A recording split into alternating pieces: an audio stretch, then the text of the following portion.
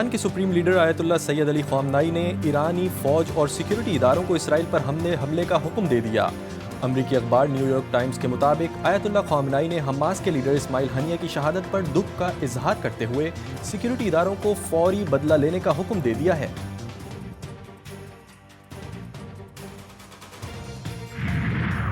Hamas کے سیاسی wing کے سربراہ اسماعیل ہنیہ تہران میں اسرائیلی میزائل حملے میں شہید۔ اسماعیل ہنیہ کو تہران میں ان کی رہائش گاہ پر نشانہ بنایا گیا۔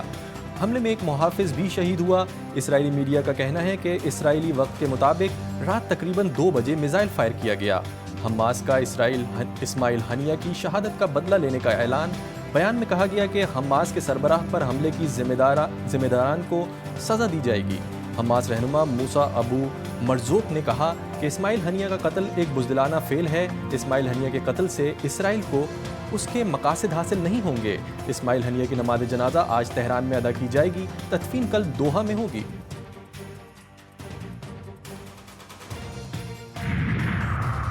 اسماعیل ہنیہ کی شہادت پر شہید کے اہل خانہ کا بیان بھی سامنے آ گیا۔ شہید کی بہو ایناس ہنیہ نے سوشل میڈیا پر جاری ویڈیو پیغام میں کہا ان کے سسر شہداء کی فیملی سے تعلق رکھتے تھے اور اب خود بھی شہید ہو گئے۔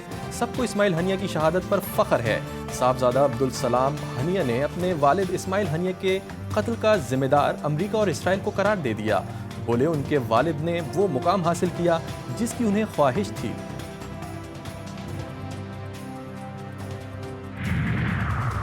ایرانی سپریم لیڈر کا اسرائیل کے خلاف جوابی کارروائی کا اعلان۔ آیت اللہ سید علی خامنائی کا کہنا ہے کہ اسرائیل نے اپنے لیے سخت سزا کی بنیاد فراہم کر دی۔ ایرانی صدر کا بھی اسماعیل ہنیہ پر حملے کا بدلہ لینے کا اعلان۔ مسعود پزشکیان بولے بزدلانہ حملے کا حساب دینا پڑے گا، حملہ آور اپنے بزدلانہ اقدام پر پچھتاوا کریں گے۔ ایران پاسداران انقلاب کا قاتلانہ حملے کی تحقیقات کے نتائج جلد سامنے لانے کا اعلان۔ ایرانی وزارت خارجہ نے کہا کہ اسماعیل ہنیہ کی شہادت سے ایران اور فلسطین کا تعلق مزید مضبوط ہوگا۔ اسرائیل دنیا کا سب سے بڑا دہشت گرد ہے جس کی مسلم دنیا اور خصوصاً ایران کے خلاف جرائم کی فہرست بہت طویل ہے۔ یہ ایران میں دہشت گردی کے بڑے نیٹ ورک کی سرپرستی کرتا ہے جو ایران کی ایٹمی تنصیبات اور ملک کی اہم شخصیات کے قتل کی سازشوں میں مسلسل مصروف ہے۔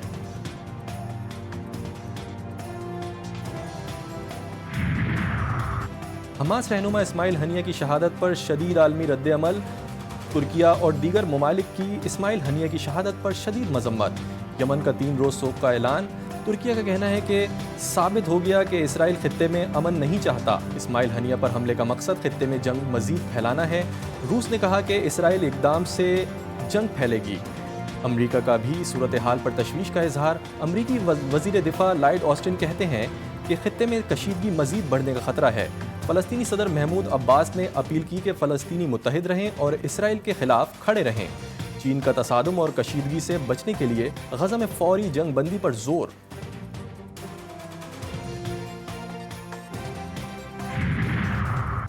حماس کے سربراہ اسماعیل ہنیہ کے قتل کی مذمت۔ پاکستان کا شدید رد عمل۔ شہید اسماعیل ہنیہ کے خاندان اور فلسطینی عوام سے اظہار تعزیت۔ خطے میں بڑھتی ہوئی اسرائیلی مہم جوئی پر اظہار تشویش۔ ترجمان دفتر خارجہ کا کہنا ہے کہ اغراض و مقاصد سے قطع نظر پاکستان ہر قسم کی ماورائے عدالت اور غیر ملکی سرزمین پر دہشت گردی کی مذمت کرتا ہے۔ اسرائیل کے حالیہ اقدام کی بدولت پہلے سے عدم استحکام کے شکار خطے میں کشیدگی خطرناک ترین سطح پر پہنچ گئی ہے۔ حماس کے سربراہ اسماعیل ہنیہ کی شہادت پر سیاسی رہنماؤں کا رد عمل۔ JUI کے سربراہ مولانا فضل الرحمان کا گہرے دکھ اور افسوس کا اظہار۔ جمعے کو ملک بھر میں اسرائیلی جارحیت کے خلاف احتجاج کا اعلان۔ گورنر خیبر پختونخوا فیصل کریم کنڈی کی بھی اسماعیل ہنیہ کے قتل کی شدید مذمت۔ پیپلز پارٹی رہنما شیری رحمان نے اپنے رد عمل میں کہا ایسا اقدام مشرق وسطیٰ میں کشیدگی کو مزید بڑھائے گا۔ لیگی رہنما مشاہد حسین سید نے حملے کو ایرانی سیکیورٹی اور انٹیلیجنس اداروں کی بڑی ناکامی قرار دیا۔ اسماعیل ہنیہ کی شہادت پر MQM کا بھی شدید غم و غصے کا اظہار۔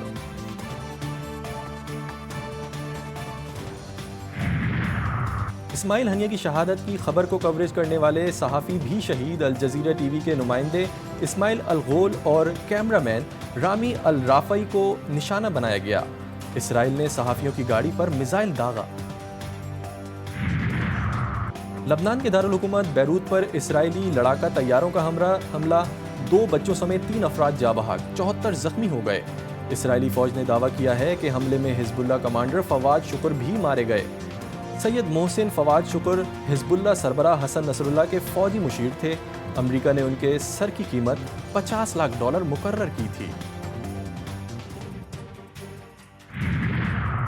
اسرائیلی وزیراعظم کا سرنڈر نہ کرنے کا اعلان، فواد شکر کی شہادت پر کہا فواد شکر دنیا کا سب سے بڑا دہشت گرد تھا، مجدل الشمس کے قتل کا بدلہ لینا ضروری تھا، ہر پریشر کا مقابلہ کر کے حماس کا خاتمہ کریں گے۔ غزہ میں اسرائیلی جارحیت تھم نہ سکی، غزہ کے نصیرات کیمپ میں صہیونی بمباری سے درجنوں فلسطینی شہید، کئی زخمی۔ خان یونس میں صہیونی فوج نے ظلم کی انتہا کر دی، 9 دن میں 255 سے زائد فلسطینی شہید، کئی سو زخمی۔ شہداء کی تعداد 39,400 تک جا پہنچی۔ تل الہوا میں صہیونی فوج کی واٹر ٹینکر اسٹوریج پر بمباری، رفح میں پانی کی سپلائی معطل۔ مغربی کنارے پر بھی صہیونی جارحیت میں کئی فلسطینی زخمی، متعدد کو گرفتار کر لیا گیا۔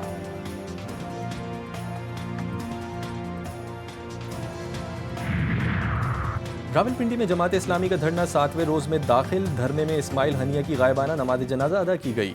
امیر جماعت اسلامی نے غائبانہ نماز جنازہ پڑھائی۔ حافظ نعیم الرحمان کہتے ہیں فلسطین کی تحریک اسماعیل ہنیہ کی شہادت سے نہیں رکے گی، عزت کا راستہ آزادی اور بہادری کا راستہ ہے، اسرائیل کو برباد اور فلسطین کو آزاد ہونا ہے۔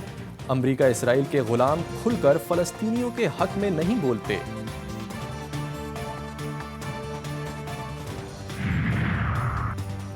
حکومتی اور جماعت اسلامی وفود کے درمیان مذاکرات کا دوسرا دور بھی ختم، جماعت اسلامی کا مطالبات کی منظوری تک دھرنا جاری رکھنے کا اعلان۔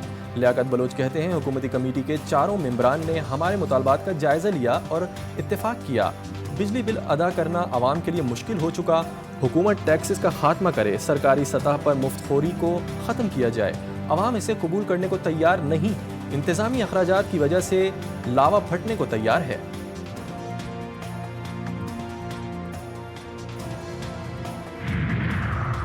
لوکل انتظامیہ اور بلوچ یکجہتی کمیٹی کے درمیان مذاکرات کامیاب، بلوچ یکجہتی کمیٹی نے بلوچ راجی مچی ختم کرنے کا عندیہ دے دیا۔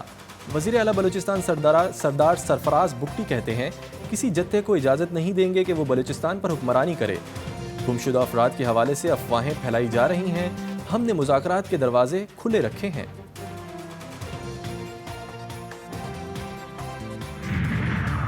مہنگائی کی چکے میں پسے عوام کے لیے ریلیف، وزیر اعظم نے پیٹرولیم مصنوعات کی قیمتوں میں کمی کی منظوری دے دی۔ پیٹرول کی فی لیٹر قیمت میں ₹6.17 کی کمی، ڈیزل بھی ₹10.86 سستا کر دیا گیا۔ مٹی کے تیل کی فی لیٹر قیمت میں ₹6.32 کی کمی، لائٹ ڈیزل ₹5.72 سستا کر دیا گیا۔ قیمتوں میں کمی کا اطلاق 12 بجے سے ہو گیا۔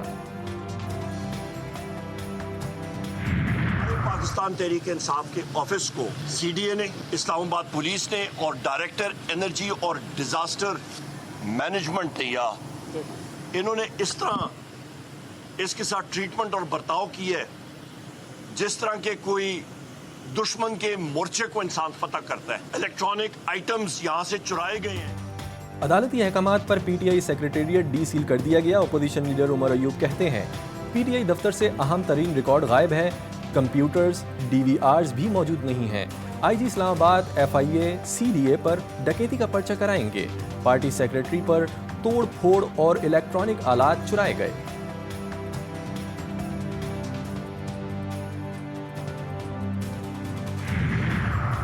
ود ہولڈنگ ٹیکس کے خلاف ہول سیلرز کا احتجاج، ملک بھر کی اناج منڈیاں 3 روز کے لیے بند۔ Karachi grocers and wholesalers کا کہنا ہے کہ ایف بی آر کے ود ہولڈنگ ایجنٹ نہیں بن سکتے، مسئلہ حل نہ ہوا تو 16 اگست کو اگلے لائحہ عمل کا اعلان کریں گے۔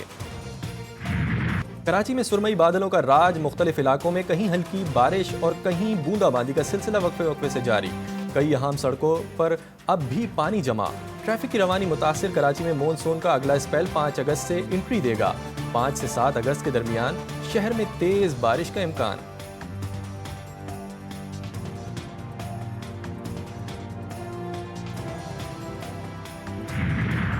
خیبر پختونخوا میں مون سون بارشوں سے تباہی، مختلف حادثات میں 2 روز کے دوران 19 افراد جاں بحق، 15 افراد زخمی۔ تیز آندھی اور بارش کے باعث مجموعی طور پر 61 گھروں کو نقصان پہنچا۔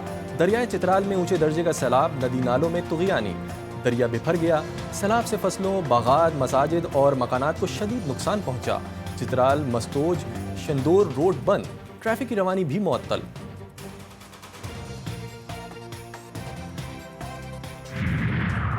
اور وزارت بین الصوبائی رابطہ کا باکسنگ فیڈریشن پر پابندی لگانے کا فیصلہ، فیڈریشن کے صدر خالد محمود اور سیکرٹری جنرل ناصر ٹنگ پر تاحیات پابندی لگانے پر غور۔ ذرائع آئی پی سی کے مطابق خالد محمود اور ناصر ٹنگ انسانی اسمگلنگ میں ملوث ہیں۔ سیکرٹری جنرل ناصر ٹنگ کا آئی پی سی کے فیصلے پر رد عمل، فیصلے کو غیر منصفانہ قرار دے دیا، بولے باکسر کے بیرونی ملک غائب ہونے سے فیڈریشن کا کوئی تعلق نہیں۔